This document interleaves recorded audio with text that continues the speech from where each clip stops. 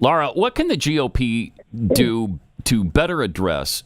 Nothing enrages me more than Joe Biden and his flat-out lies about what Donald Trump has said in the past, continually lying about him, and these are discredited lies. Even Snopes has shown how false these are with the very fine people on both sides after he specifically said he wasn't talking about the white supremacists. He said it again last night, as well as the lie about the troops at Normandy when he supposedly said that they were losers and suckers.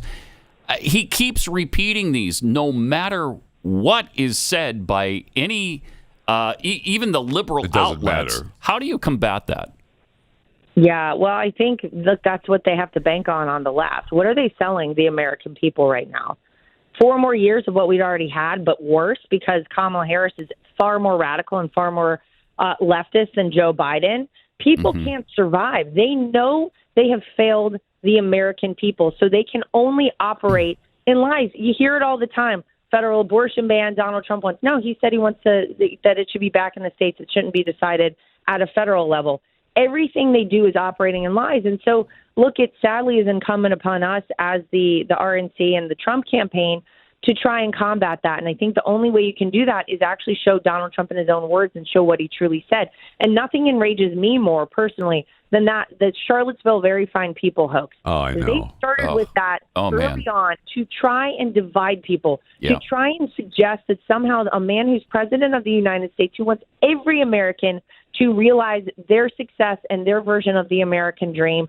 Donald Trump had it his whole life. He worked very hard to achieve it. He wants every American to have that, to tell him this guy doesn't want you to succeed. He thinks white supremacists and neo-Nazis are great. It's absurd. But we have to continue to show people Donald Trump in his own words and what he actually said, which is that there were very fine people on both sides, except the neo-Nazis and white supremacists who should be condemned totally. Verbatim what Donald Trump We've said. all seen the video. We've watched it live. We know what it was actually said. And yet he continues to get away with the bald-faced lie over and over and over again.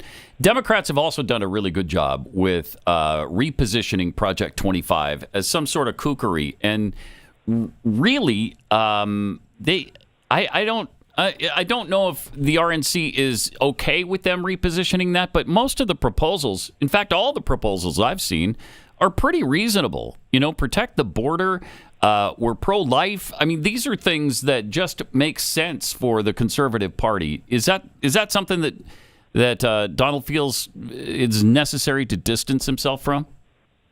Well, I think you're right. There are some ideas in there that are very productive and would be great for this country. There are some ideas in there that might be a little more extreme. And the problem is Donald Trump hasn't had anything to do with Project 2025. This is a think tank. This is something outside of his purview.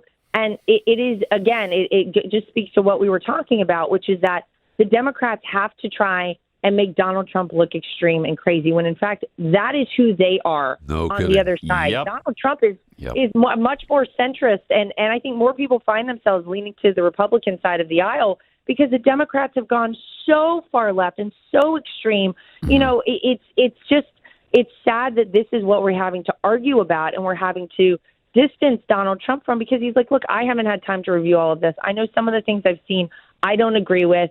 And so he's not going to, say, oh, I'm on board for all of this before he really knows what it is. I'll tell you what the American people should be hearing about. They should be hearing about how they get inflation down, how they get more money in their pockets, how we bring the prices of gas down, close our southern border, bring our troops back home, make sure that we are not engaged in foreign wars and sending money overseas. But that's not what Democrats want to talk about, because they know they've taken the country in the wrong direction on all of those issues. And it's why when you look at polling between Donald Trump and Kamala Harris, he beats her every single time handily in polls when it comes to the economy, immigration, crime, and that's what the American people truly care about. Yeah, and you're right. I think it's really critical that he stays focused on those things, because those are provable problems that the country is facing right now. And so hopefully there are people around him that are helping to keep him focused on that message. People call me all the time. I get texts all day about this. Here's what I'll say, and I agree with you. Look, the American people want to hear, how will you do this? How will you fix this? How will you give us our lives back? I'll tell you what you're not going to hear. You're not going to hear that from the DNC out of Chicago for the next 3 nights. That's for sure. You're not going to hear it because they don't have a plan. But, the funny thing with Donald Trump, if you go back to especially the primaries, think about it like around a year ago when Ron DeSantis and you had a whole host of different Republicans vying for the GOP nomination. There were a lot of people who said, oh, just back off, stop hitting Ron DeSantis. There were a lot of nicknames that came out and all these things. Donald Trump sometimes does things in a different way because he's not a politician. Wait, what?